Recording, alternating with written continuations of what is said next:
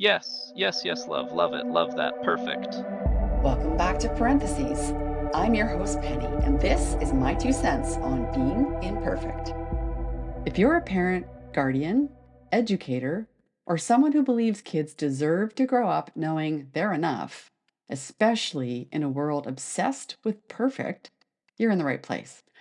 From body image struggles to perfectionism's subtle grip on young minds, this podcast blends raw stories, expert insights, and practical wisdom.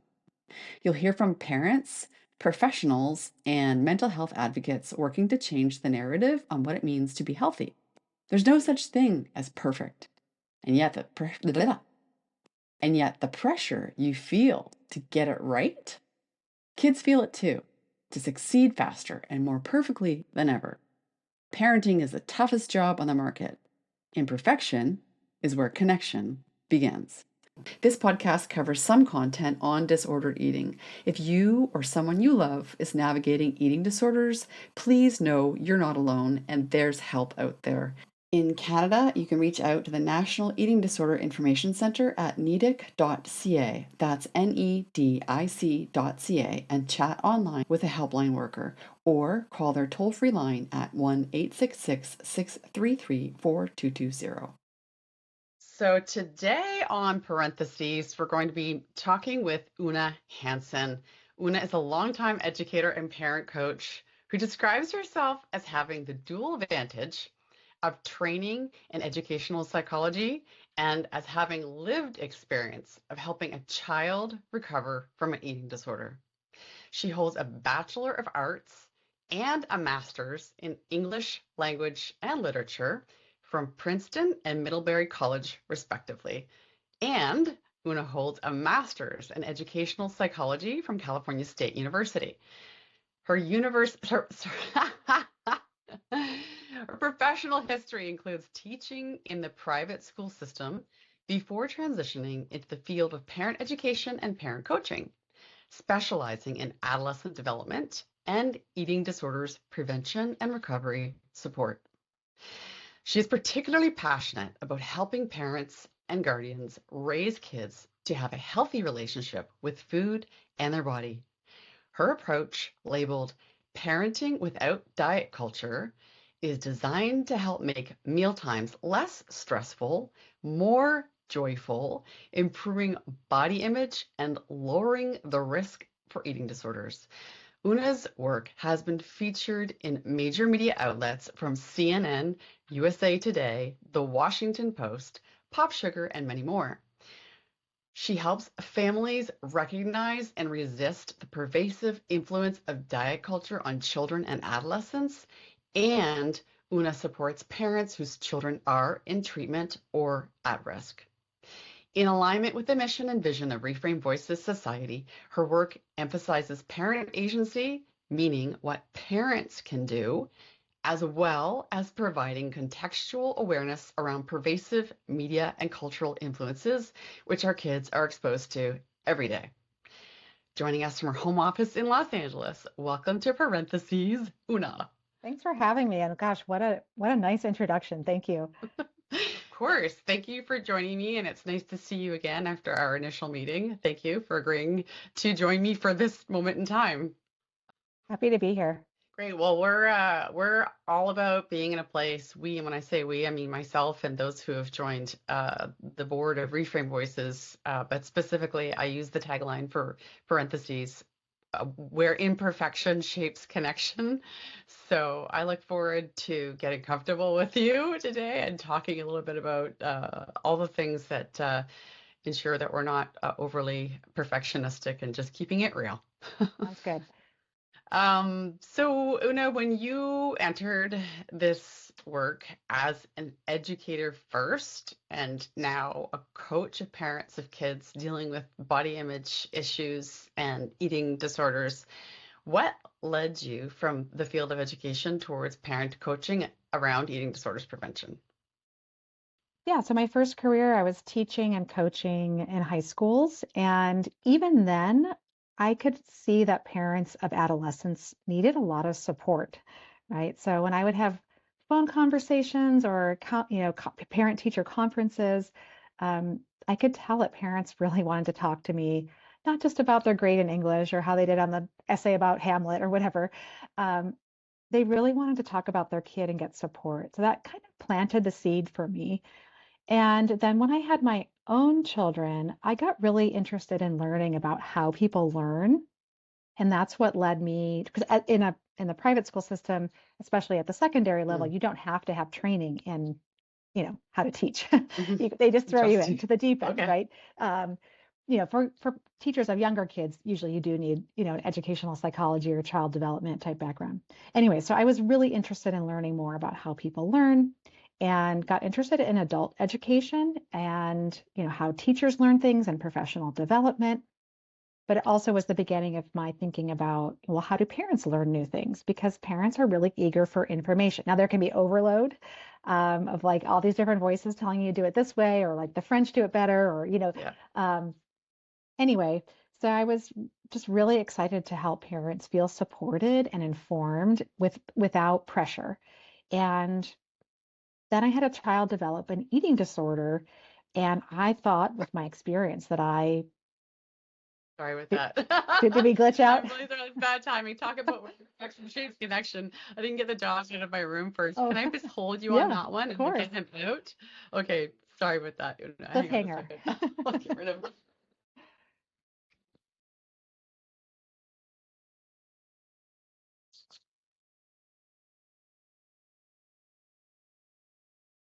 That's definitely a first. Love it. I'm sorry. That was really bad timing. You were saying. No, perfect. It's fine. It's perfectly imperfect, I guess. Yeah, so I had a child develop an eating disorder, and I thought I knew a lot about eating disorders. I had worked with teenagers before, and I had studied some of this in grad school, but I did not. I knew just enough to be dangerous, let's put it that way. So I had to learn a lot the hard way, and used all my kind of intellectual curiosity to help me learn, as much as I could. And pretty quickly, other parents in my community who knew what we were going through started coming to me for help with their kid. Mm, And I realized there is such a need for support and accurate, up-to-date information about body image and eating disorders. So I pretty quickly pivoted my coaching and parent education to focus really specifically on these topics. mhm, And then I went on to work at an eating disorder treatment program where my role was called a family mentor, which is like a parent coach, and working with, so many families going through this. And this also planted the seed for me that, I love helping families who are in the trenches of, you know, the the horrible nightmare that is eating disorders. And part of me kept thinking, I wish I could help families catch this a little earlier or maybe even lower the risk. So that's why I also do this, what I call parenting without diet culture, which is prevention. It lowers risk and it also helps you catch things earlier.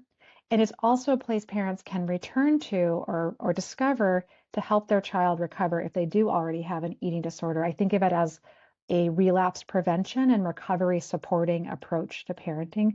So yeah, it kind of brings all of this together. And yeah, I think a lot of us come to this kind of work through personal experience. And I think it really helps me connect with the parents that I work with because I really get what they're going through. Yeah, absolutely. It's really hard to not allow personal experience to shape the approach, right? It's a big part of it for it sounds like it's a big part of it for the work that you're doing and for the work that we're doing as well. So I really commend you for that. And I wanted to add that, how I found Oona Hanson was in a previous work in marketing and communications and different types of agencies. One of the things that we did as we worked towards helping a brand develop, we would look at competitors, but we wouldn't just look locally. We would look internationally and we would seek out inspirational brands as well. And so that's how I found you, Una, was I was, wondering, well, who is doing this in Canada and how is this working in our current ecosystem of healthcare and education? And I thought, well, who's doing this already out there really well? And, how can I connect with the work that they're doing and see if there's any way to get involved? And that's how I found you. So thank you for everything that you're doing. Oh, I love that. Thanks for sharing that. Yeah, of course. So I wanted to know, what are some of the earlier overlooked warning signs that parents and teachers should know about from your perspective? I think the trickiest thing for most parents and educators is to disentangle so-called healthy eating or disciplined exercise from disordered behaviors and symptoms of eating disorders.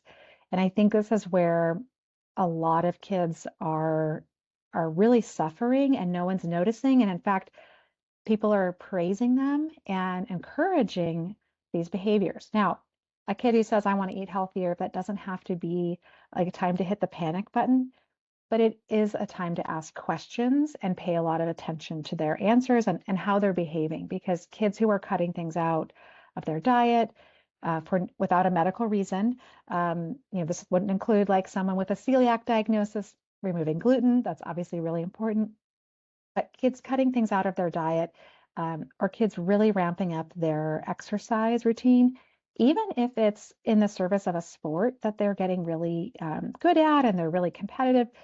Because I think what parents and educators and even some medical providers forget is that just getting into energy deficit, just under eating and over exercising can catalyze an eating disorder.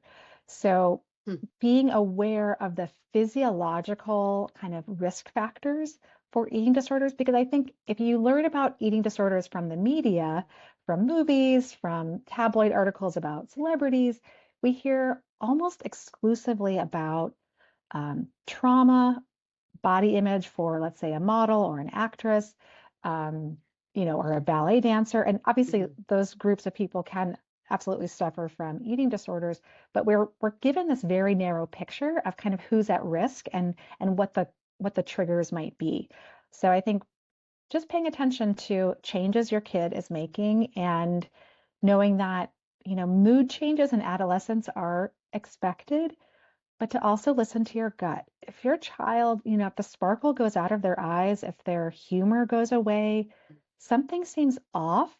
I think really listen to that and don't just chalk it up to, oh, they're just being a moody teen. They want to be alone. Oh, yeah, they don't want to eat dinner with the family. That's normal. It might be normal for some kids, but I think we want to check in and pay attention to that.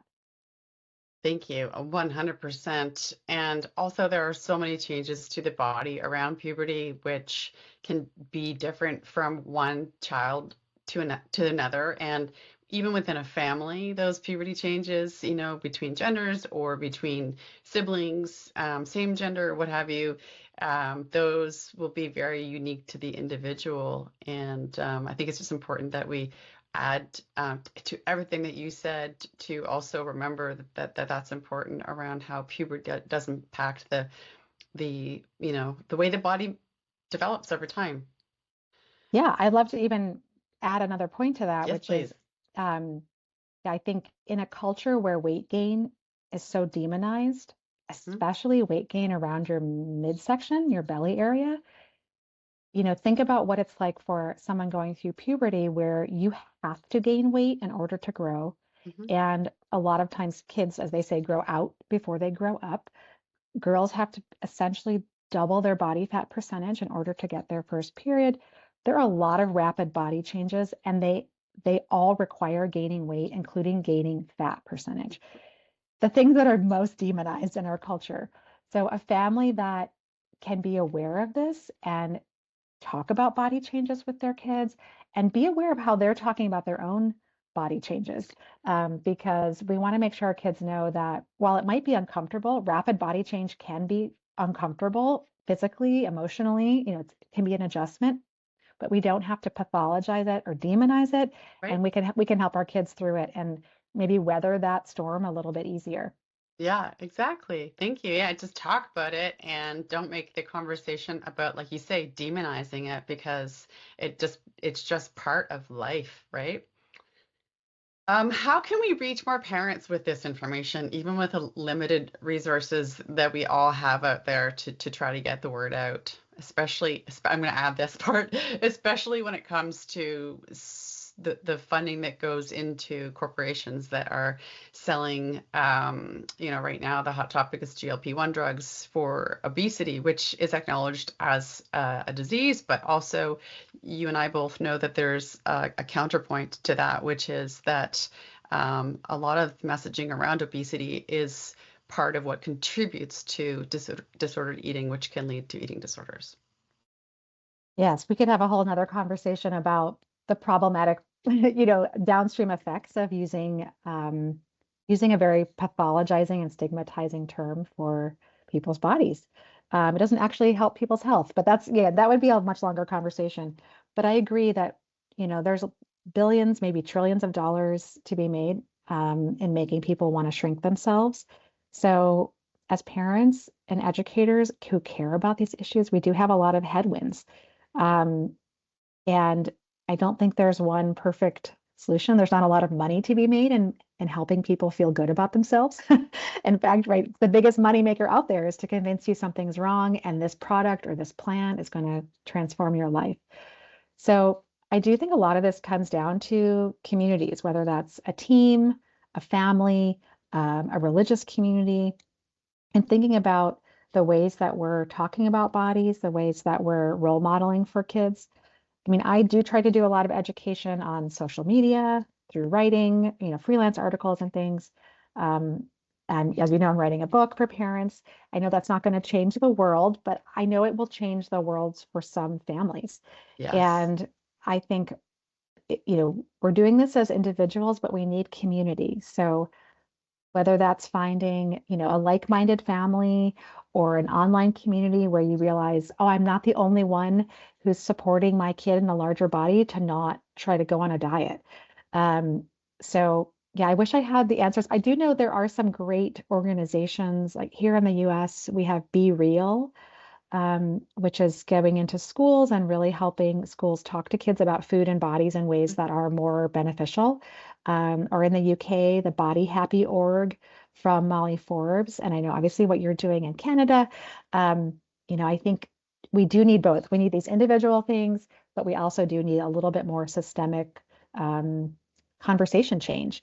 And yeah, we have We sure do. the deck is stacked. I mean, like you said, it's very lucrative to tell people to, feel bad about themselves and to promise like this life-changing solution. So we have to just be aware of it and talk about it. And Yeah. so we can't pretend like, oh, we can just ignore that. We have to actually have conversations with our kids when we see the ad, with the before and after photos of, these incredible athletes who are now shrinking before our eyes, who are profiting directly from the medications. Hmm. These are really good conversations to have with teenagers who often Yes. are very attuned to that kind of manipulation or feeling like, oh, I'm being tricked. So I Hmm. think we can use some of these ads as, I mean, I know it's a cliche, but like teachable moments, right? So we can talk to our kids about what they're thinking about all of this. And I think that goes a long way. Yeah, and there's nothing cliche at all. I think it's so important to remember that as parents, we have so many opportunities to have those teachable moments. As we're discussing, even parents can teach other parents teachable. There are teachable moments between us because there is no manual for parenting, and so that's the beauty of this moment for us to have this conversation, and for each of us and the work that we're doing, but also with regards to what you just said about your teens and tweens and just having those media literacy moments and opportunities to discuss. Well, especially 100% if your kid brings it up, but if it happens that you see something that they're watching and you want to bring it up, then I support that myself, to just, go for it. Don't overdo it like any other subject matter, like sex ed through the years of a child growing. Like, make sure that you're only answering the questions which come to their mind and don't overthink it. But I have definitely learned to support your point around the media literacy piece, as it results to not pathologizing weight or body stigma, to simply talk through it and question, what are they seeing, especially with AI today as well. Yeah. Okay, so with the points that we're making around, the money that is out there to, as you said, um, help is not the right word, but to influence those who, the majority of those who believe, unfortunately, that something needs to be fixed about themselves, then I definitely see that there is an urgency piece here for the work that you're doing. I think that we do need to balance, however, this piece. Don't want to come at it from a point of fear. There's enough of that in the world already. But so I guess my question is, how do you balance urgency and hope when talking about eating disorders with families? Yeah, it's a great question. And I think it really depends on the family. So I've worked with some families who, didn't really understand eating disorders and thought it was something that maybe a child would grow out of, or it was a phase, or they just wanted attention. And they really needed the information to know that this is actually serious. This can be fatal. This can have lifelong health implications. And so some families do need to really understand the severity. Um, Other families are coming at this from the other end of the spectrum, and they are panicked and they are so afraid that this illness is going to take their child that they're almost frozen and have a hard time acting and moving things forward in recovery. So, in my experience, at least in a one-on-one setting, we have to read where the parent is coming from and kind of meet them where they are and help get them to a place where they feel confident and have a plan and kind of understand what their role is in their child's recovery. And it often can be a much bigger role than the culture has told us. Like a lot of people think, oh, you just send your kid away to treatment, and I'm not saying residential doesn't have a place in the treatment landscape, but it's not the only option. And it's also not, no one gets sort of quote unquote cured from one stay in a residential treatment program, but a lot of parents are kind of picking up that myth or that stereotype. So yeah, so I think it really depends on the parent. And I agree, I don't want to fear monger for parents. At the same time, I feel like parents are being told to be afraid of the wrong things. Mm-hmm. So, we're recording this a week after in the States, the new USDA dietary guidelines have just come out telling parents that they should not allow added sugar for kids until age 10. And it's clear to me that the person who wrote this or the committee that wrote this has never been in charge of feeding a family. And they clearly don't know anything about eating disorders either. So, but parents are afraid of sugar. I mean, we were seeing this before these guidelines came out, and it's really tapping into this fear and this thinking that we can control it or we can use, different kinds of sweeteners. And a lot of times it really is the same. It's still just a different kind of sugar. So it's selling a lot of products, but I do think fear sells. So I really try to be careful, not to just fear monger about eating, even though eating disorders are horrific. And if I could prevent them for everyone, I would. But I don't think fear is the most effective way to actually do that. So yeah, it's a balance. Yeah, and it is a balance. And the other thing too is it's just, coming to me around the fear versus hope piece with regards to eating disorders is I have to remind myself that a lot of those who have lived through them, in childhood or it's progressed and they relapsed into adulthood because it is chronic, if it's not treated early enough, is that there's a lot of secrecy and shame and stigma. So it's not like it's one of those illnesses which somebody, talk typically would hang out their shingle and say like, oh, I had that illness. Like they might say like clearly like, oh, I've got diabetes or I've had cancer or what have you. And so it is a more difficult one to even be able to have the conversation around because of those stigmas. Yeah, it's definitely, people say like it's not a casserole illness. Like you aren't like telling your community, we need help, we're going through this, and people aren't showing up at your door with meals. But I do, to your point, early intervention can be really powerful. I believe strongly in robust recovery for people, that it doesn't have to be something someone struggles with for their whole life. And so that's the hope piece I bring to parents. They think, oh my gosh, my kid is always going to be struggling with this, and I say, that's not necessarily true. And obviously, being aware of the risk of relapse is important. That's part of recovery, but it does not have to mean this is going to control their life forever. And I think that does come as a surprise to a lot of parents because of the cultural narratives we have about eating disorders, especially anorexia. But that does usually give parents a lot of hope. And hearing, like you said, from other people with lived experience of recovery and saying like, oh, this is possible. Well, thank you for educating me on that last bit about how to provide the hope for parents, because the conversation, as the reason why we're having this conversation today, is because you and I both know that this conversation doesn't happen enough to prevent this situation, to prevent eating disorders. And I bring it up because, as you know, I have had lived experience from childhood, but didn't acknowledge it or recognize it until I relapsed in adulthood. So I do believe that there's hope for parents if they catch it early and, intervene early, or even if we talk about prevention early in the stages of parenting, pre-puberty even, so the parents understand what to look for. Because you know, knowing what I know now in hindsight, I don't wish it upon anyone. And so I'm happy to hear you say that, there is hope for parents, because they just need to understand that they're acting with their child or teen or adolescent, or youth, is the right move to help them not have to hopefully deal with it ever again. So, yeah. Thank you. What does diet culture mean to you, Una, and how does it show up in families today? Oh, well, I mean, my favorite definition, I won't get it exactly right, but my favorite definition comes from registered dietitian Christy Harrison that folks might know. She wrote Anti-Diet and The Wellness Trap, and had a longtime podcast, Food Psych, and now she has Rethinking Wellness.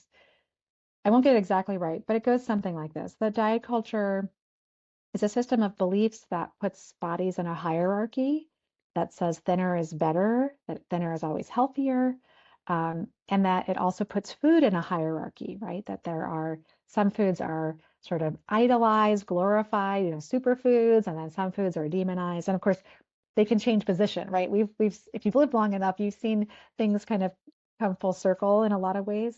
Um, yeah, so that's the definition that I tend to refer to as her definition. Again, I know I'm not getting it exactly word for word, but the idea of putting food and bodies in a hierarchy, to me is a really important point.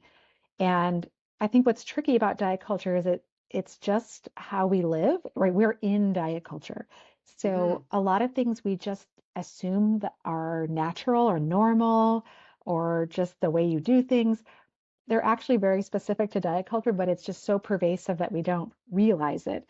And I think Hmm. this is why so many people don't recognize that they're saying things about food or their bodies that could be reinforcing or triggering an eating disorder, especially for a vulnerable young person who's listening. So Hmm. that's why I think this education piece that we're talking about with diet culture is so important. Yeah, and it's always surprising as parents when you catch yourself, and I've definitely caught myself in later years having thoughts and having to stop my lips.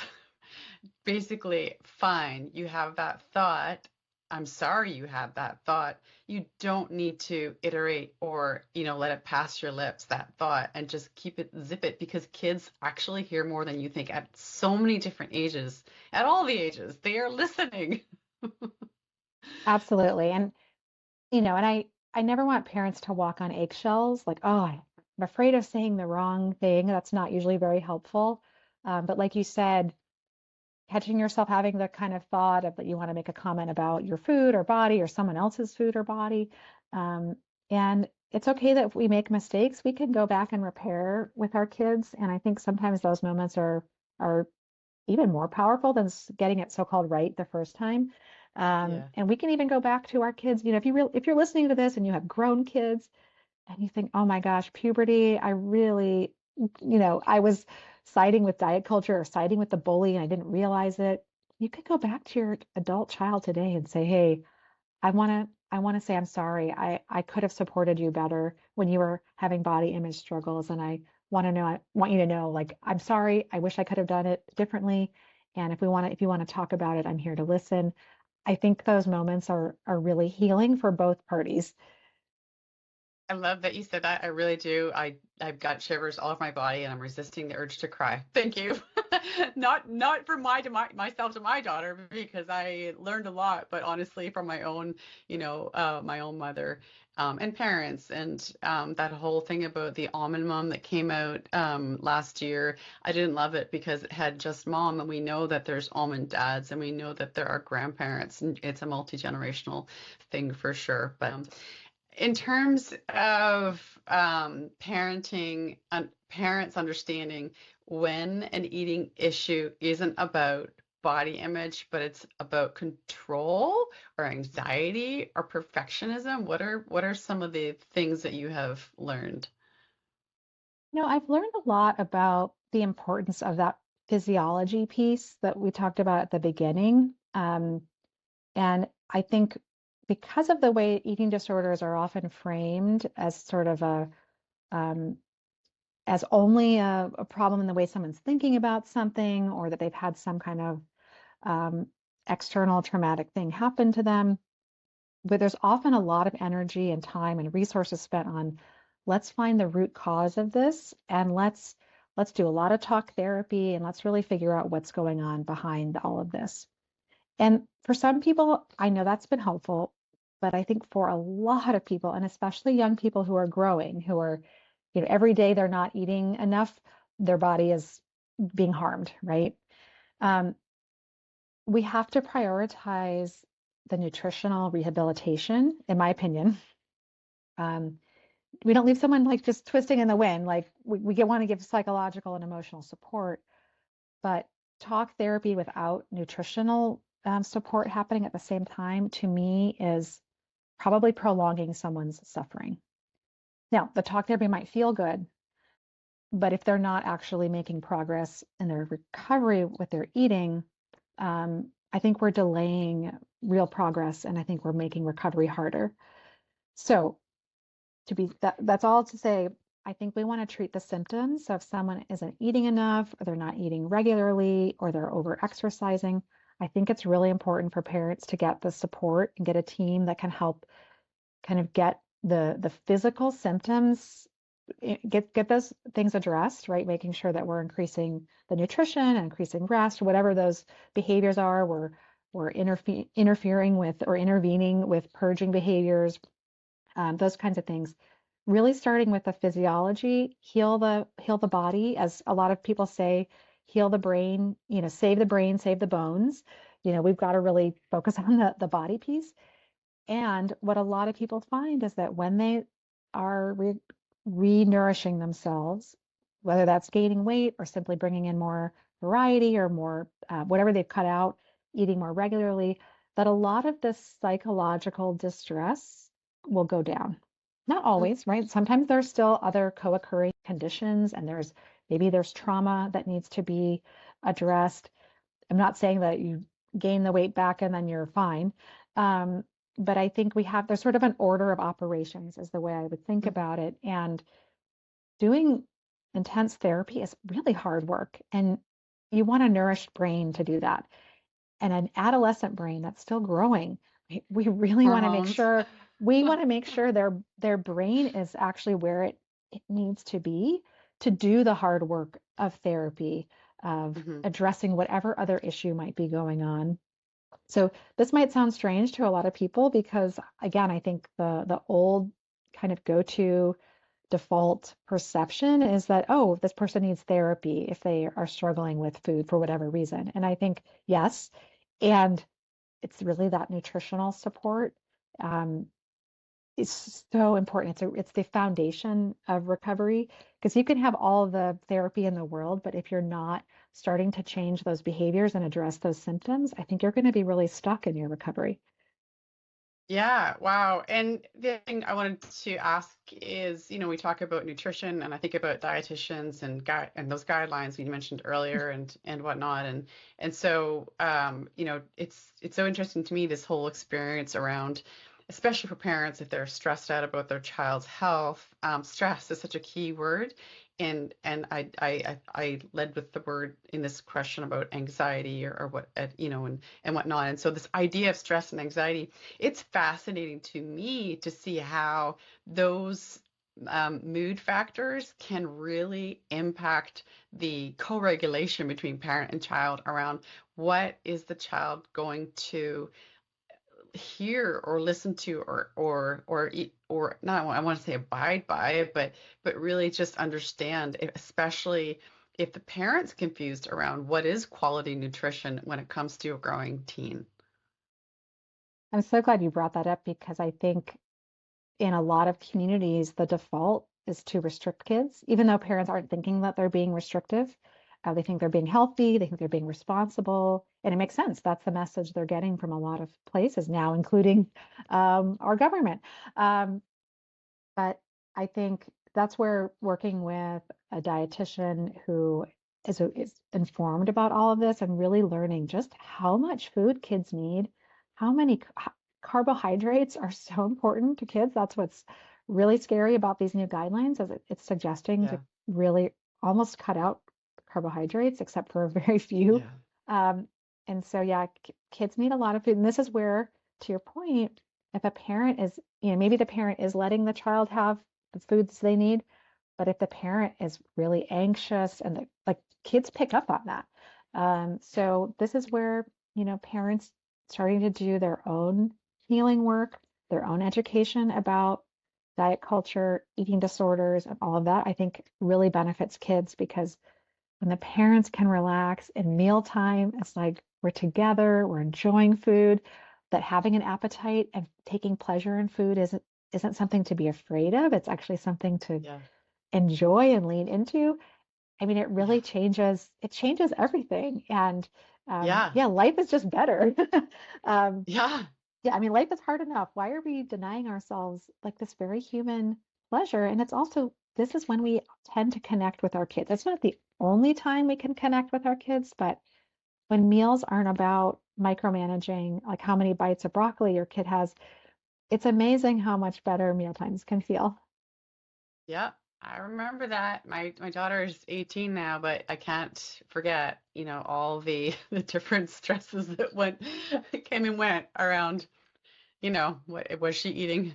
And when you mentioned broccoli, before I move on, I'll just say that I just remember we would call them monkey trees because we would say that it was like a little tree and she would like get to eat the monkeys on the tree.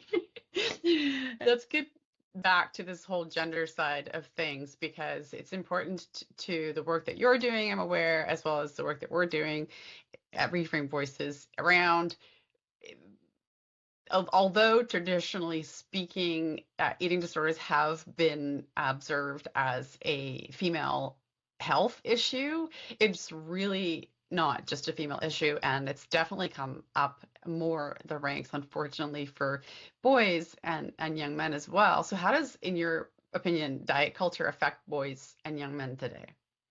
I think the headline is that diet culture is affecting men and boys. And I think it's really important for parents just to be aware of that, that this is not um, the way things were when we were growing up, right? Now, there might have, men and boys have everyone has body image. Men and boys have had self-image concerns. Eating disorders have affected people of all genders since there have been eating disorders. But in the last 20 years, the rates of disordered eating and eating disorders among boys and men, I mean, it's skyrocketing. And when boys get treatment for eating disorders, they're often much sicker because people aren't recognizing it. So Mm. the stereotypes that you mentioned. So some of the, just some practical examples. I mean, if you look at, the image of Superman on TV when, like, let's say our parents were Mhm. kids Mhm. versus the Superman of today, the striking contrast in terms of what was seen as like a very fit, attractive man's Yeah, body, right? Um, yeah, things have really, really changed. And the pressures that a lot of actors feel, and a lot of actors have talked about the regimen that they go through to do a certain kind of role. And, a lot of magazines will profile them and ask them like how many what they were eating and grams of protein and all of this. And I always think if they were asking an actress, a female actor, these questions, people would be very concerned, right? Like the way people are concerned about the way certain Hollywood celebrities are looking right now, right? But sometimes Yes. when it's men, we don't always think about this. And but we know a lot of actors have shared later, oh yeah, that actually I struggled with eating after that because of what that did to my brain and my habits and my relationship with food. So the tricky thing I think for boys is that they're simultaneously under pressure not to be too big. They don't want to be seen as, as fat, but they also don't want to be seen as too small. And there's this intense pressure on hypermuscularity. So we see this with the marketing of, protein products um, and a lot of times boys are talking about things like performance or strength and not dieting per se. So I think a lot of parents sometimes miss that, you know, counting carbs and counting macros and things like bulking and cutting and all of these behaviors that if your daughter were doing them, I think you would have all the red flags. But sometimes with sons, we think, oh, they're into working out. They want to, we kind of dismiss it. So it's really important for parents to have conversations with their sons if whatever these kinds of things come up, because we know that about 75% of middle school boys right now don't like their bodies. So the vast majority of boys are unhappy with their bodies. And it's not always just body size, you know, weight and shape, but we know that body image is really an issue. Negative body image is an issue for a lot of boys. And a study in 2020 showed that it looks like 1 in 7 boys today will have an eating disorder by age 40. So if you Yes. think about one in Yes. seven, so if you think about, if your son's on the soccer team, like do the math, right? Statistically, right, how much more common this is than we might think. And in a lot of eating disorder treatment programs, between 25 and 40% of people in treatment are boys and men. And I bet there's a lot of boys and men out there who just aren't in treatment because, as we said, people aren't even recognizing it as an eating disorder. So a lot of empathy for all the folks out there who are Yeah. dealing with this because it can also feel really lonely as a parent of a boy. We used to run, when I worked at an eating disorder treatment program, there was a special support group just for parents of boys. And the stories that parents would share about people, being really kind of like confused when they would share that their son had an eating disorder. And it was almost like another layer of stigma and shame that these Yes. parents had to go through. So I'm really glad that you asked about this.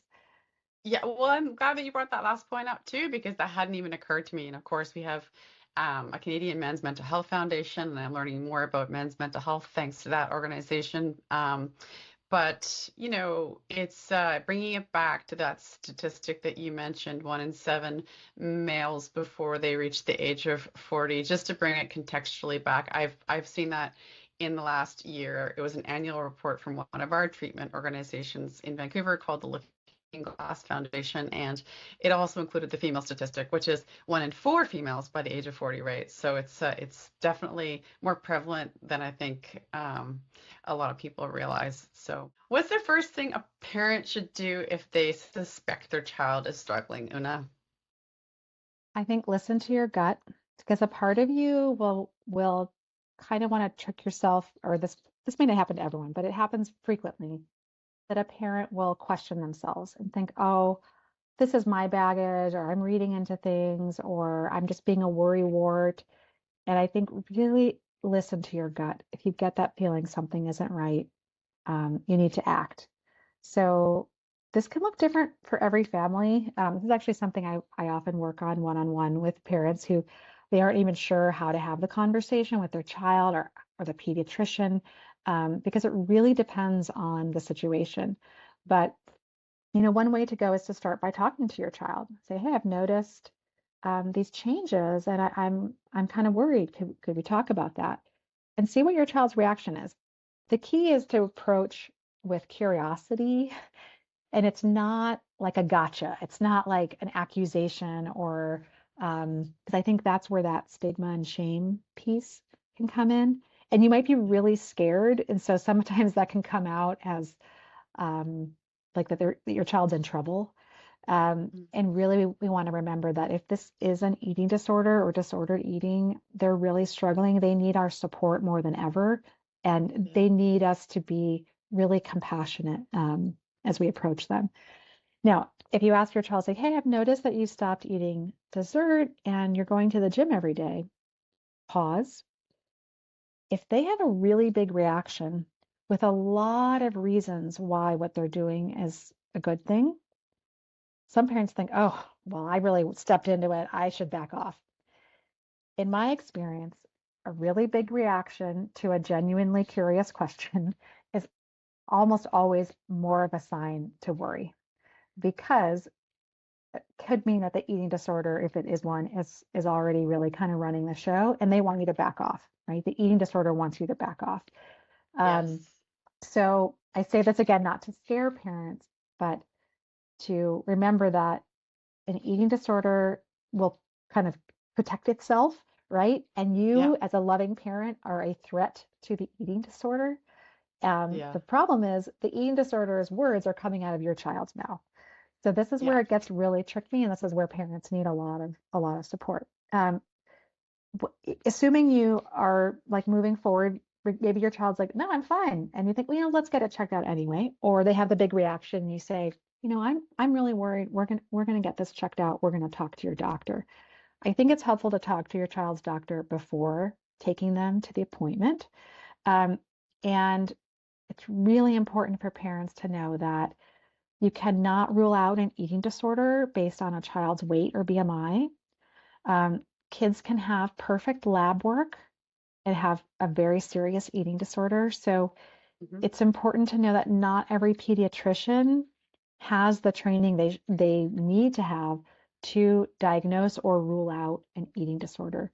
So if the doctor says, Hmm. no, they're fine, their weight's fine, or um, oh, they're not anemic, you know, let's, check back in a few months.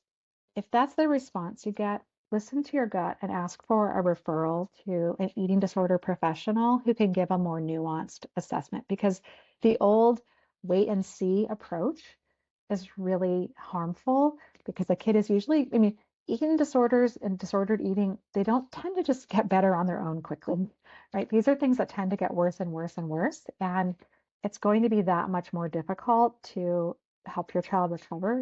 You still can, but it's going to be more difficult. And let's get them help as soon as possible. So many things you said in that last answer around the eating disorder. So I like to think of it as a monster, just like any other. I don't want to say just mental illness, but mental physical illness in the case of an eating disorder, which I'm just going to say because this hasn't come up yet. An eating disorder is a complex biopsychosocial condition slash illness.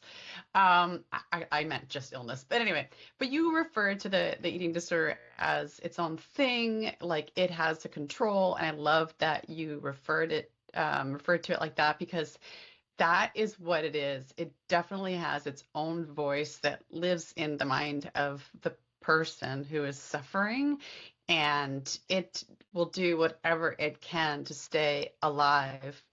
And it's not the person's fault. An eating disorder is not a choice. A child who is struggling, needs all the supports like you've suggested. I love the idea of going to the physician first to have that conversation to prep them. Also, as a parent, it gives you the opportunity to suss out whether or not that physician really gets it.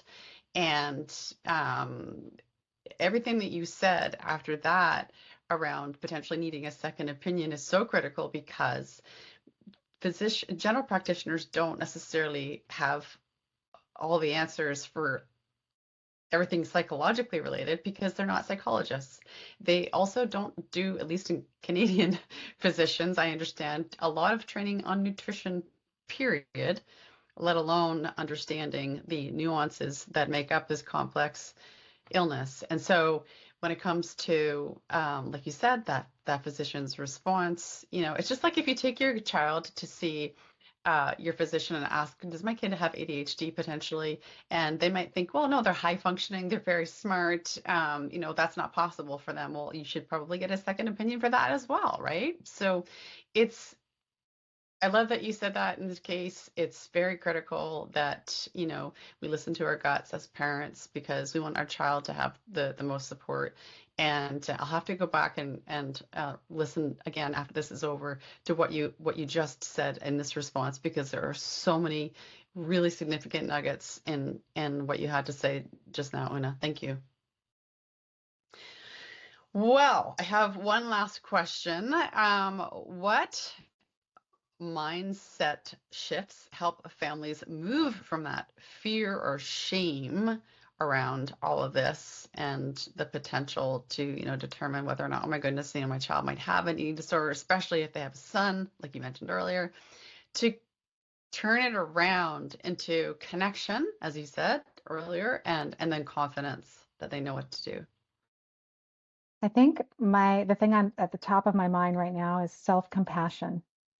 I think it's really easy to blame yourself when your kid is struggling, especially with something like an eating disorder, because our culture historically would blame parents, especially mothers, not just for eating disorders, but for a lot of things that we now know, oh, it's genetic, there's like other things going on. It's not a parent's fault. But there's still that kind of, I don't know, that cloud over some of these illnesses that parents think I must have done something wrong. So there can be that shame piece. I'm worried I'm going to be judged by my community. I'm worried I did something wrong. And you can really end up in kind of a self-blame or shame spiral, for lack of a better word. And self-compassion can be really freeing, right? To let yourself know, well, it makes sense that I am worried about this, and I can still learn and change and do something for my kid to help them recover. And then it's finding community, right? So whether that's, you know, for eating disorders, there are some really supportive groups on places like Facebook. There are free support groups from Feast that are really great. And there are other support groups out there as well. But I think really finding other people so that you don't feel so alone and you start to recognize like, oh, it's not what anything I did. Like I'm hearing this person describe their child's um, behaviors or symptoms, and it sounds just like my kid. And this also helps you with that externalization of the eating disorder because you realize, oh, I thought this was a quirk of my kid's personality that they wanted to do all these things around food and exercise. But now that I'm hearing this other person talk, so it really supports the practical things of recovery, but also that emotional piece because caring for someone with an eating disorder is often the hardest thing people ever do. I mean, I've talked to people who did end of life care for a parent and they felt like caring for their child during an eating disorder was harder. And again, not to make this like the, you know, trauma Olympics, right? It's not a comparison, but just to give people that context that Yeah. this makes sense that this is really, really hard. You deserve support. Yeah. And just talking about it like on this podcast, I think is a really important piece of that support. That's great. Well, thank you for everything that you've done today in this conversation to support the work that we're trying to do and to help us understand your experience perspective, and all the work that you've done. Una, I understand you have, as you mentioned earlier, your first book is coming out in 2027. Did you want to give that a little plug? Sure. So the working title is Parenting Without Diet Culture: How to Raise Healthy, Body Confident Kids. And it's really a practical guidebook for parents who know they want to protect their kids from body shame, disordered eating, eating disorders, and just make life in the home a little bit easier. They maybe don't always know how to do it. So I'm really trying to give parents practical support, things that are really doable, and that it's not about perfection. So yeah, I'm looking forward to getting that out in the world. And for folks who want to kind of get a taste of some of the things that I write about, I have a newsletter by the same name, Parenting Without Diet Culture, where you can kind of get a sense of the sort of things that I try to help parents with. That's on Substack, correct? Yes. Yes, it's on Substack. And where else can people get a hold of you and learn more about the work that you're doing, Una? My website's a great place to go. It's oonahanson.com. You can reach out to me that way because I do coaching. I can see people in any country, which I do. I see people all over the world.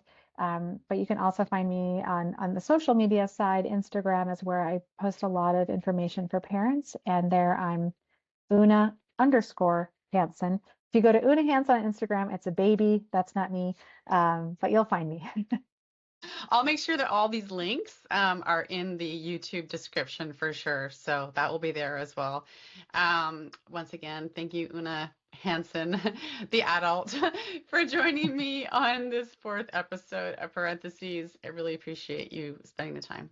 Oh, thanks for having me.